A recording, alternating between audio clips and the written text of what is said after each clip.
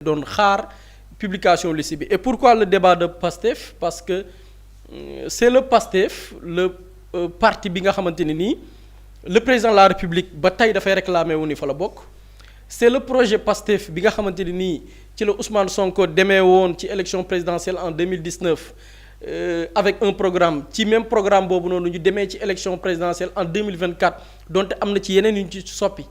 Ousmane Sonko bokkatul ñu tànn le président Bassirou Diomaye Faye avec le même programme li ci soppeeku xëy na mooy Sonko président la ñuy soppi daf ko Diomaye président donc normal parti boobu noonu avec des coalitions ou bien avec des partis et des mouvements au sein d'une coalition bu ñu yeggee au pouvoir ñu bari dañuy xaar parti boobu noonu bu ñuy tëgg li nga xamante ni mooy gouvernement parti boobu fës ci waaye tamit lépp lu ñu ciy décider selon programme parti boobu noonu ñu jëmmal ko. Maintenant la grande surprise mooy ki jiite parti boobu dàq nañ ko en tant que élimaanu jëwriñ Ousmane Sonko ginnaaw bi ñu ko dàqee dellu na assemblée nationale parce que dafa suspendre li nga xam ne mooy mandat am ñu réintégré ko mais aussi mu nekk président de l'assemblée nationale le même jour bi nga xamante ni ci lañ ko investir en tant que président de l'Assemblée nationale à la grande surprise même des Sénégalais parce que personne ne croyait que xëy na Pastef dinañ dem 2 ans seulement au pouvoir duñ ko impliqué ci li nga xamante ne nii mooy nañuy tabee gouvernement mbag ñuy tànn parce que la veille le 26 la Ousmane Sonko réintégré Assemblée nationale le 26 la nekk président de l'Assemblée nationale mais biñ ne suba la le 25 ci lañ tànn Al Aminou Lo. Pourquoi choix boobu bizarre? Parce que Al Aminou Lo Ousmane Sonko même ci kàddoom moo ko wax bi muy nekk primature moo ko woolu ngir mu ñëw liggéey ak moom gannaaw gi bi ñu defee remaniement muy gouvernement Sonko 2 bi ci la demee présidence de la République kooku mu proposé jamono dox na ba bi ñu koy tànn ministre ou bien premier ministre moom mi nga xam ni moo ko proposé moom mi nga xam ni jàpp nañ ni mooy l'âme du projet PASTEF il n'était pas impliqué. Et je pense que dañuy ñëwaat rek def benn rappel historique par rapport ak cette déclaration maanaam fi mbir ya dooree dellu si waat ci plateau bi avec une déclaration du président de l'Assemblée nationale Ousmane Sonko. ñuy wax ni nag cim réew démocratie boo dem ci àdduna gisaguñu exécutif bu mën a tabb gouvernement te diisoowu ci ak majorité bi nga xam ne moo ëpp doole ci assemblée ba. gisaguñ ko ci àdduna ndax it ki am majorité assemblée moo war a doxal pour ki yor exécutif mun a doxal ci jàmm ñaar la benn moom moo yor majorité ci assemblée wala yoru ko mu diisoo ak ñu yor majorité ci assemblée bu ko defee liggéey bi mën a wéy te du am gàllankoor kon lu jiitu ñuy tabb premier ministre jaadu woon na président waxtaan ceeg ñi nga xam ne ñoo ëpp doole tey ci l'opposition ëpp doole ci nguur gi loolu nag yàllaa ñu ko may ñu ngi koy sant yàlla. ñoo ko teeloondoo moom le président du parti PASTEF président de l'Assemblée nationale du Sénégal Ousmane Sonko fii la commencé wax ni bi ñuy tànn le premier ministre actuel muy Al Aminou Lo Ahmadou Al Aminou Lo il n'était pas impliqué yëgaluñ ko. ni ko Sénégalais yi découvrir moom ci noonu la ko yëgee ba woote na tàllal loxoom le président de la République pour que le parti majoritaire bi nga xam ne moo ëppi ay ndawal réew mi ca Assemblée nationale parti boobu noonu ñu impliqué ko ci désignation gouvernement bi mais aussi lay doxal réew mi muy gouvernement bi. Et pourquoi dama ne est-ce que Pastef ñenn ñi naan dañ ko dépossédé ci li nga xamante ni mooy son pouvoir et da ngay gis la suite des événements dafa am lu mu ci wane mais c'est beaucoup plus profond je parle pas de Pastef mais des Sénégalais et je pense que après dinañ ci dikk par rapport ak les Sénégalais ak leur vote ak li ñu désigné ak après la suite des événements mais Pastef en dehors même de li ñu jàpp ne dañ ko dépossédé ci li nga xam ne moom moo ko xeex pendant 10 ans mais est-ce qu'il y avait pas et je pense que tey la tournure la situation actuelle li ñu fi doon jibal ne est-ce qu'il y avait pas un projet Pastef bis au sein de Pastef bi président de l'Assemblée nationale waxee lii muy Ousmane Sonko on s'attendait à ce que après le président de la République woo ko moom en tant que le président du parti ñoom ñaar ñu waxtaan parce que dañoo war a collaborer entre les deux institutions mais on s'est rendu compte que le même jour le 26 mai 2026 le Pastef à travers seen benn bànqaas bu ñuy woowee COMEX muy comité exécutif dañu génnee bataaxal après bi Ousmane Sonko demee assemblée nationale ñu tabb ko président bi ñu ñibbee ba ci ngoon sax ba ñu jàpp ni xëy na waxtaan bi établir nañ ko dañu def benn communiqué ñu ne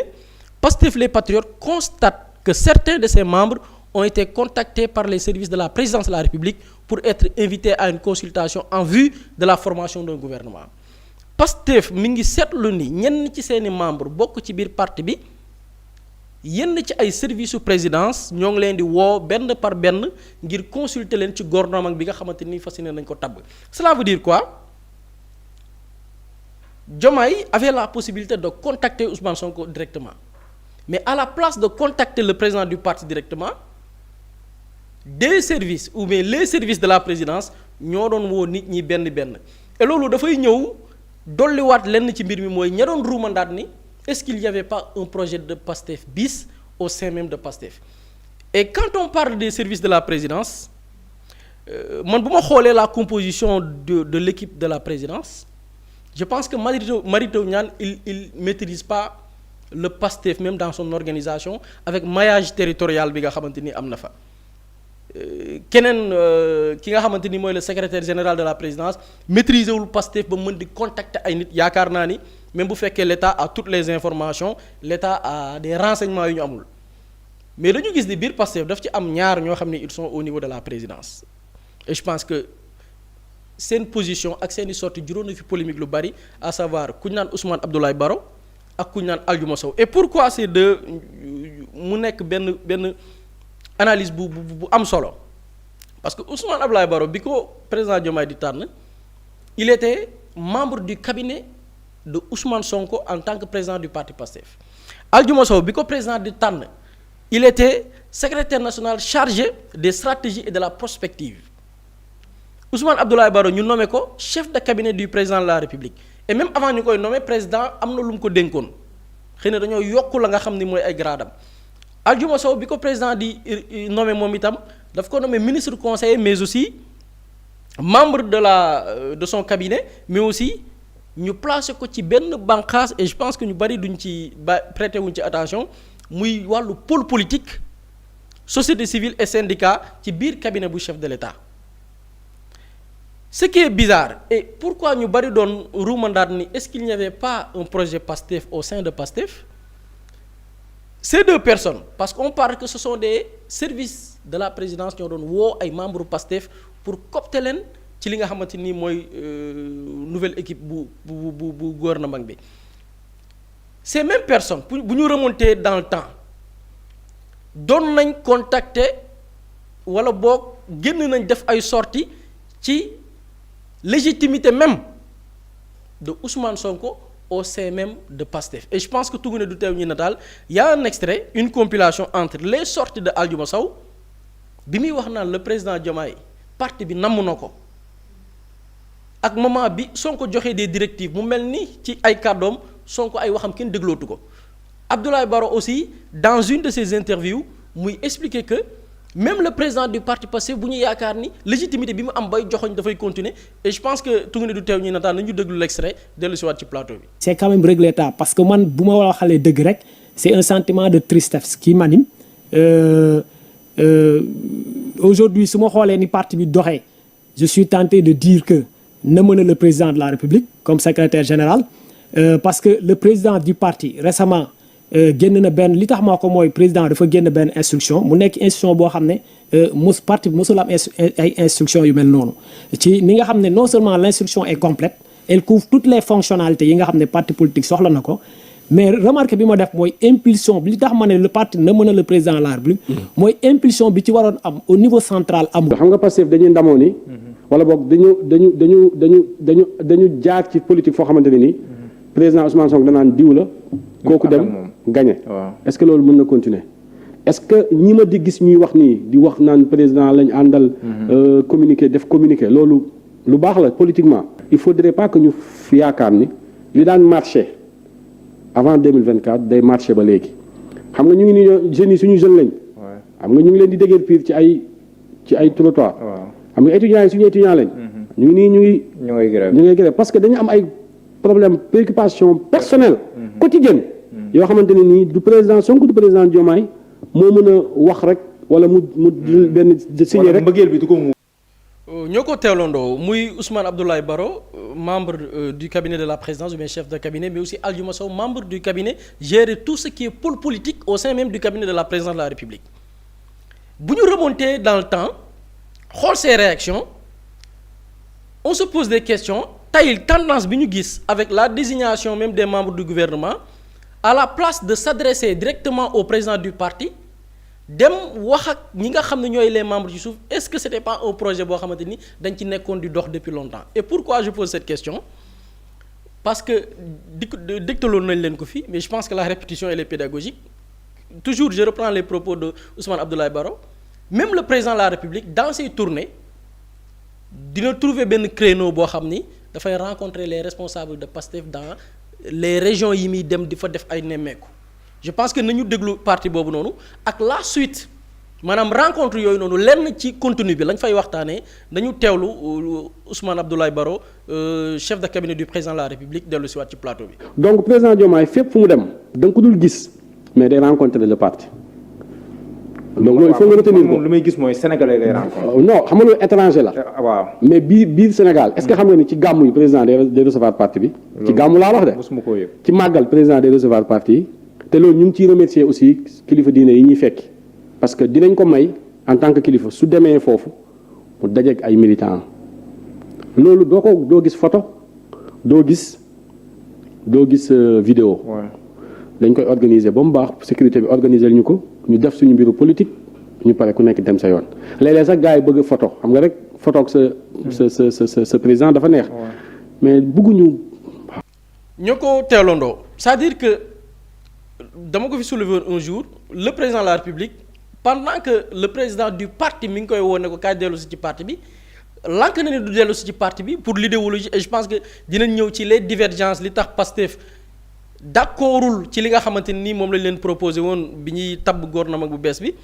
mais lank na ne du ñëw ci parti bi pour wax ci idéologie bi nañ koy jëmale mais mi ngi rencontré ci suuf des membres du parti et tey boo xoolee désignation bi parti bi ne ñun proposé wuñ benn membre duñ ci bokk am ñeneen bokk ci da nga gis ni loolu c'était un projet boo xamante ni nii qui était en train d'être déroulé et li koy misaal mooy ci rencontre yooyu président daf ci jibal responsable yi pour que ñu préparer wu c'est-à-dire que le président de la République refusant dellu si ci parti bi lànk bañ a dellu si parti bi mais bu rencontrer les responsables mi ngi essayer di xam kan la ñuy samp ci gox sàngam pour que après parti bi mën a préparer wu ci loo xamante ni nii à l'insu du président du parti et je pense que lenn la ci continuer rencontre yi nañu déglu Ousmane Abdoulaye Baro. jublu ci la mais nag ñu war a dem ci coalition ñu war a dem ci élection 2027 incha allah. président Diomaye fi mu jaar yëpp ci Pastef bu leen recevoir lu ma leen di laaj mooy mbaa yéen a ngi préparé 2027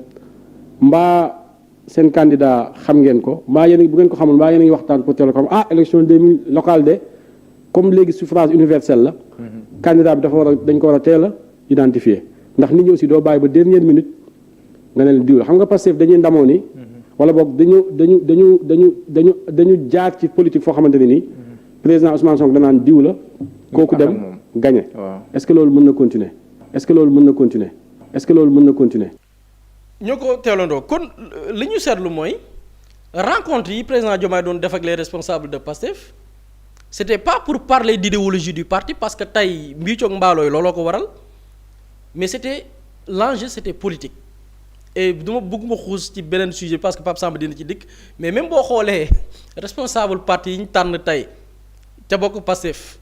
l'enjeu politique après loolu du ma ci anticiper l'enjeu c'était politique maanaam du daraay idéologie parti bi du daraay programme bi ñu diggoon sénégalais yi léegi lan lañ diggee ak sénégalais yi c'est-à-dire que tey mbiicoog mbaaloo bi réeroo bi est-ce que politique la est-ce que idéologie la divergence bi idéologie la parce que dama lire sànq communiqué bi COMEX publié woon le 26 mai biñ ne yenn ci membre présidence ñu ngi woo yenn ci membre Pastef yi bi loolu amee Pastef ci seen communiqué dañ ne parti bi mi ngi réitérer sa disponibilité maanaam noppi nañ ngir waxtaan ak président ngir ñu xool gouvernement bi ci ni ñu koy tabbee mais dafay tënku ci ay poñ yan poñ la ñu ne l'engagement à rester fidèle au programme qui nous a élus en 2024 benn la ci poñ yi maanaam programme bi ñu diggoon Sénégalais ba ñu voté leen ñu respecté ko loolu benn la ci poñ yi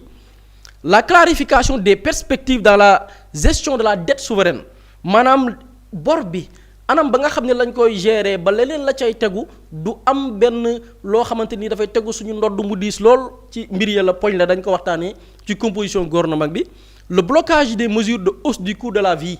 la nga xamante ni nii le premier ministre jibaloon na ko assemblée ne am na bëggoon nañu yokk lenn ci njëg yi moom moo ne déedéet bu ñu ko yokk askan wi ñooy cotiser la ñuy cotiser nañuy jël di ko subventionné ba fu suñu doole mën a yem nag après ñu wax leen dëgg bi bu dee ni mënatul wéy loolu ci poñ yi la poursuite des renégociations des contrats stratégiques contrat stratégique yi da ngay jël ay yaakaar teraanga da ngay jël yeneen contrat yi nga xam ni ay entreprise ñoo ko feeroon ou bien des multinationales ñu renégocier ko ci lay bokk mais aussi la lutte contre la corruption et le contrôle des fonds opaques la nga xam ne mooy wàllum guerre lañ koy xeexee ci réew mi tamit ca poñ la bokk waaye tamit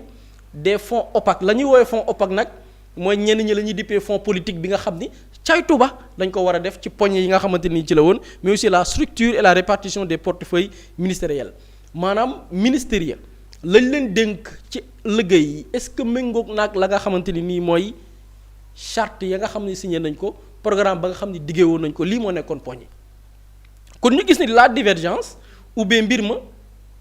xëy na du politique mais mbiru anam nga ñuy doxalee la et maintenant qu'en est-il de la décision qui a été prise hier avant même la publication de la liste du gouvernement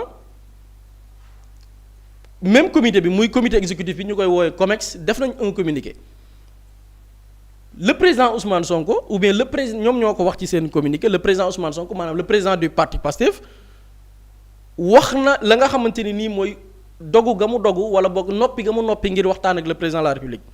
ñu ne démb ci suba si moom président de la République muy Bassirou Diomaye Faye ak le président du parti PASTEF Ousmane Sonko waxtaan nañ ba am ci yenn ci yuñ déggoo muy lenn ci poñ yi ñu soulevé mais aussi des points de désaccord yenn ci poñ yoo xam ni déggoowuñ ci notamment li nga xamante ni nii mooy rôle bi majorité bi war a jouer ci dispositif exécutif bu ñu nee majorité bi mooy le parti PASTEF est-ce que la ñuy woowee tey implication am ci biir gouvernement bi ak doole gam ca war a am ci projet yi ñu diggoon Sénégalais yi foofu dañ ci am réeroo structure ba nag maanaam gouvernement ba ñu war a samp loolu nee nañ ignoré nañ ko xamuñ ci dara maanaam lu ci bari dafa nëbbu ci seeni bët ñu ne nag à la suite de la réunion de restitution aux instances du parti bi ñu dajalee yenn ci bànqaasu parti bi ñu def ab réunion ab daje def nañ yeneen proposition jébbal ko le président de la République jox leen une réponse favorable maanaam répondrul ci ñoom la nga xam ne mooy seen càkkuteef ci anam gi nga xamante ni moom la ñu war a tëggee gouvernement bu bees bi ci la ñu publier ni en conséquence PASTEF ne participera pas au prochain gouvernement et n'y sera représenté par aucun ministre PASTEF du bokk ci gouvernement bii di fas yéene ñëw dañu war koo publier te duñ ci am benn ndaw boo xamante ni dañ leen teewal ci bànqaas boobu lee danañ ci ñëw ci seen communiqué ba tey ak yeneen i bataaxal wala boog yeneen i xibaar yi nga xamante ni gën naa leer donc tey le fait que PASTEF ñu ne dañ ko génnee ci gouvernement bi lañ ci mën a tënk mooy génne ba parce que depuis boobu commentaire yi bari na mais la ñu gis ak la ñu présenté mooy c'est une question d'idéologie le parti dafa am yoon ba mu tëral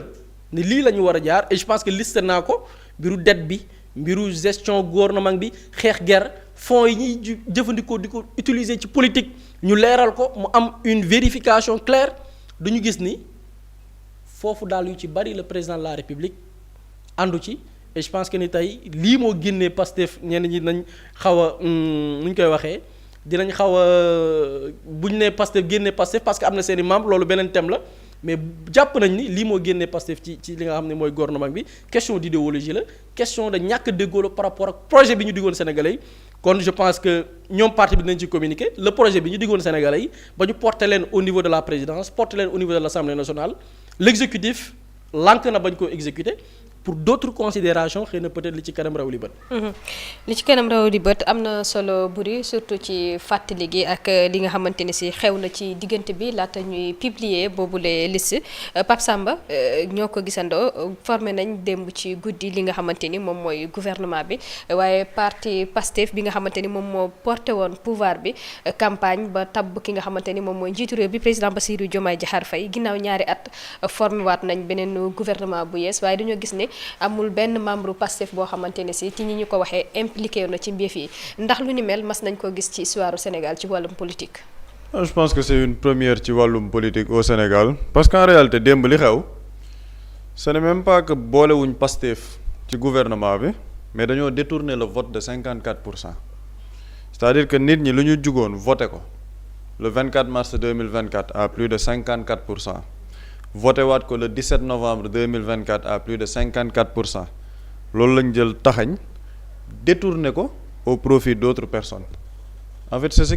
qui s'est passé démb ci gouvernement bi et c'est d'autant plus regrettable ba moo tax jàpp naa ni l'histoire dina retenir yu bëri démb moo nekkoon le 1er juin 2026 1er juin 2023 il y avait des manifestations au Sénégal ba 10 nit perdre seen bakkan ci répression sanglante bu Macky Sall 1er juin 2023 il y avait des manifestations dans la répression de l'ancien régime ba 10 nit ñàkk ci seen bakkan 10 nit yooyu ca ñàkkoon seen bakkan lan lañ doon xeex rupture systémique transformation systémique une justice équitable un système boo xamante ni pardon dañ koy daaneel une nouvelle méthode de gouverner les Sénégalais une rupture bi nga xamante ne dañ ko laajoon dañ ko jaayoon Sénégalais yi donc loolu 1er juin 2023 la woon nit ñi matérialiser cette envie de changement le 24 mars 2024 parce que daa am candidat bu ñëw ne leen day ñëw def rupture systémique système bi fi nekkoon pendant 60 ans dañ leen di déjjati dafa am benn programme boo xamante ne dañ ko porter pendant 10 ans sur la souveraineté économique ci mënal sa bopp moom sa bopp changer lu bëri li nga xamante ne daf fi doon am looloo taxoon nit ñi doon xeex ba le 1er juin 2023 am 10 yu ci ñàkk seen bakkan le 1er juin 2026 mooy marqué gouvernement bi nga xamante ni li ñooñu doon xeex ba ñàkk seen bakkan loolu lañ leen indilaat ne leen lii moom mooy jiitewaat Sénégal donc li nit ñi doon xeex ba ñàkk seen bakkan ba ñu dem voté ji ne dañuy indi benn changement 24 mars 2024 17 novembre 2024 loolu lañ leen indilaatal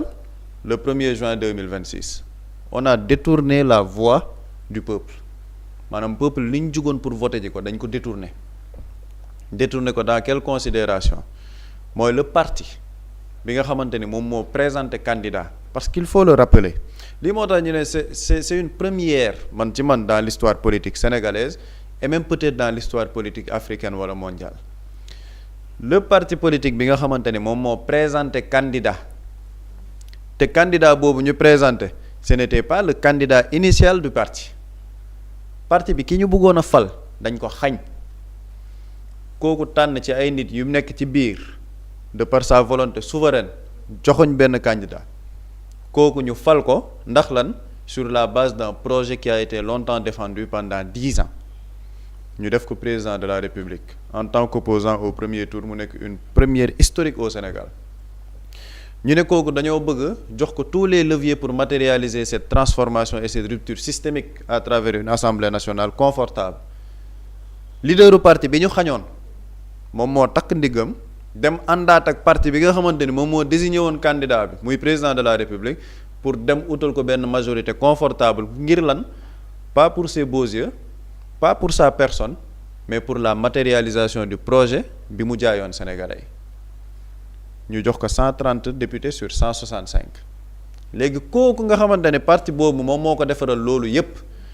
moo ko tànn ci biir ay nit yoo xamante ne du woon légitimité populaire du woon légitimité politique du woon même légitimité au sein même du même parti parce que am na ñu ko gënoon légitime parti boobu bàyyi ñoo ñëpp tànn la demaat législative jàkkaarloog ay coalition intercoalition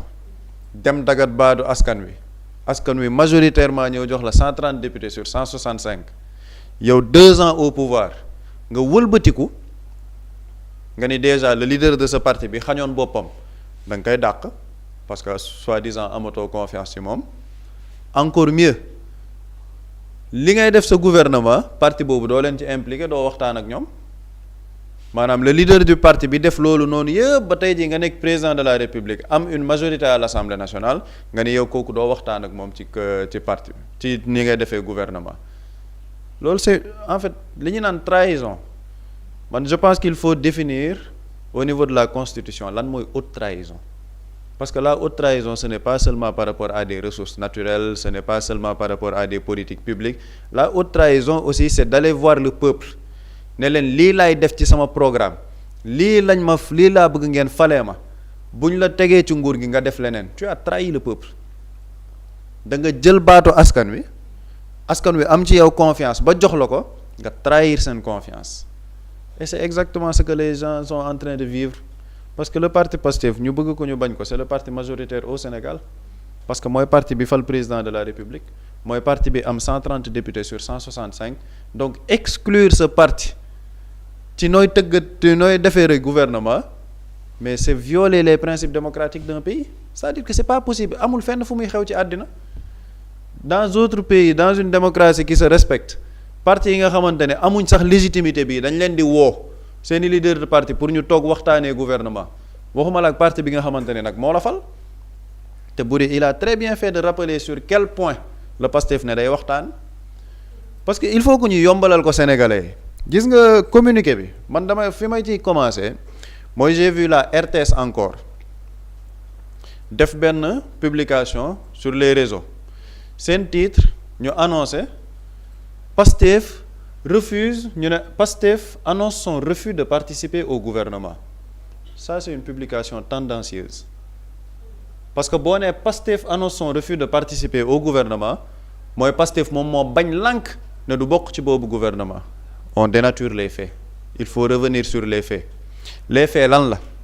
Boury teg na communiqué bi le communiqué du COMEX lan la ñu wax Ousmane Sonko moo ko njëkk jiitu assemblée nationale ne fal nañ premier ministre wax yëgu ko waxtaanuñ ceeg moom et pourtant il est le président du parti majoritaire normalement dañoo waroon jaar ci moom pour waxtaan pour trouver un premier ministre consensuel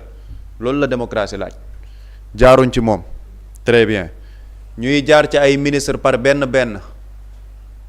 ce qui est contraire à la norme démocratique parce que waroo jaar ci ay ministre benn ministre yooyu ils appartiennent à un parti booy wax tu parles au président du parti defuñ loolu après Pastef lan la def dafa def un communiqué à travers le COMEX ñu ne ñoom seen communiqué boobu gis nañ ni ñu ngi waxtaan ak ay yenn nit benn par benn mais bu ñu war a waxee ak parti bi dañoo war a jaar ci instance su parti bi fan mooy bopp ba mooy le président du parti te ci yan la ñu bëgg waxtaan ak le président de la République ci yoo xamante ni noonu la gouvernement bi war a demee maanaam lan moo indi féewale président Bassirou Diomaye Faye lan la nangulal waa Pastef l'engagement à rester fidèle au programme qui nous a élus en 2024 mooy programme bi nga xamante ne moom nga jaay sénégalais justice pour les martyrs reddition des comptes souveraineté économique programme de développement économique endogène sama koom-koom du ma ko jébaane du ma ko jox tamit les puissances internationales du ma ko jox les organismes internationaux la fin de la soumission au FMI lii moo nekkoon premier point lii moo nekkoon l'engagement déggoowuñ ci la clarification des perspectives dans la gestion de la dette souveraine mooy dette bi nan lañ ko nar a gérer est-ce que dañoo nar a dem vers une restructuration de la dette est-ce que dañoo war a continuer ñun di demal suñu bopp de manière endogène déggoowuñ ci le président de la République bañ na loolu le blocage des mesures de hausse du coût de la vie ministre Cheikh Diba moo ko wax keroog à l'Assemblée nationale ne ñoom dañoo proposé woon au premier ministre Ousmane Sonko d'alors ne ko nañ yokk prix yi pour que ñu dund ak sénégalais yi métit bi mu bañ ne prix yi duñ ko yokk il faut que l'État xoolaat ci biiram nan lay utee ay marge de manœuvre pour sénégalais yi bañ a supporter la hausse des prix donc Ousmane Sonko dafa bañoon pour prix yi yokk lii mu nekkoon une condition mooy prix yi bu mu yokk déggoowuñ ci donc on suppose que prix yi dafa nar a yokk ji parce que le président déggoowu ci ak Pastef la poursuite des renégociations des contrats stratégiques mooy ñun suñu contrat yi nga xamante ne dañ ko defoon fii yaakaar teranga yi ICS u Mboro yenn contrat yi par rapport ak mine bi par rapport ak géologie ñu ne loolu renégociation il faut que mu nekk des renégociations qui avantagent le peuple sénégalais pour que ñu mën a approprier suñuy ressources naturelles lii képp kuy président bu bëgg a liggéey doo ko bañ lii point de rupture la entre les deux parties la gestion des affaires judiciaires mooy la justice la lutte contre la corruption et le contrôle des fonds opaques fonds politiques yi la structure et la répartition des portefeuilles ministériels lii le parti Pastef wax ne ci lii la ñu war a déggoo pour mën a bokk ci gouvernement lii nii yépp donc boo gisee ñu ne la Pastef duñ ko représenter ci biir gouvernement ça veut dire que le président de la République d'accordul ci lii yépp moom la ñu jaayee woon askan wi. ak ñàkk déggoo bu ci nekkee kon lan moo indi problème ndax dañoo bokkatut ay gis-gis. mais absolument mooy li ma wax sànq c'est-à-dire que volonté peuple bi ñu matérialiser li booy naan en fait le président Bassirou Diomaye Faye projet Pastef bi daf ko tarawliis li gars yi naan tarawliis c'est-à-dire que dafa jël projet bi am lu mu leen jaay am lu mu leen gëmloo gars yi voté ko à 2 reprises. mu jël projet boobu noonu faqeet dem yoonam bàyyi fa les plus importants du projet tegee ko nële ba boo déggoo sax le premier ministre actuel Ahmadou Aminou Lo dafa ne ñoom projet bi nga xamante ni dañ koy def c'est-à-dire que le président il tient à la vision qui a été portée par Diomaye président moom loolu la wax dernièrement dafa ne woon qu'il y avait pour socle Pastef donc Pastef tëb na mais Diomaye président la vision Diomaye président bi ñuy jaay c'est quoi c'est le projet de Pastef programme Diomaye mais c'est en fait c'est exactement le même programme gis nga programme Diomaye président ak programme bi ñu naroon defaral Ousmane Sonko benn la donc quand tu nous dis que da nga tenir ci vision Diomaye président la vision Diomaye président repose sur quoi repose sur le projet de Pastef donc tey jii nga ñëw nga ne yow vision boobu noonu nga xam ne ñii ñoo ko porté pendant 10 ans ñooñu déggoowatoo ak ñoom mais lenn moom moo tax déggoowatoo ak ñoom parce que tu n'es plus dans le projet nekkatoo ci li nga jaayoon sénégalais yi c'est ça la vérité parce qu'il faut prendre tous les secteurs yi nga xamante ne jaayoon nañ fa sénégalais yi rupture le recyclage du système politique ancien loolu dañ ne woon day jeex mais ñu ngi nekk di ko dund la renégociation des contrats léonins mais nañ dem ci interview président Bassirou Diomaye Faye du 2 mai bañ ko laajee ci renégociation contrat yi en tant que président de la République déroulé wul sax ci yaakaar teraanga tudd ko sax xam nga lan la wax dafa ne loolu bu gars yi di fàtte ni ci biir contrat yi day am clause de renégociation donc du loo xamante ni dafa nekk lu bees maanaam soofantal liggéey bi nga xamante ne gars yi liggéey nañ ko en 2 ans pour la réappropriation de nos ressources naturelles kooku lan la nar ci suñuy ressources naturelles lan la ci nar maanaam des sujets très très importants du projet de Pastef doo ko retrouver ci biir gouvernement bi et après dinañ ci ñëw quand tu vois la constitution du gouvernement tu sais que le projet de Pastef le président de la République génn na ci moom ca Diomaye président la nekk te encore une contradiction quand le premier ministre Al Aminou Lo dit que le président se repose sur la vision Diomaye président ak Sénégal vision 2050 mais Sénégal vision 2050 ça repose sur quoi ça repose sur le projet Pastef en fait le président de la République day mbubboo Pastef c'est ça la réalité en fait day mbubboo Pastef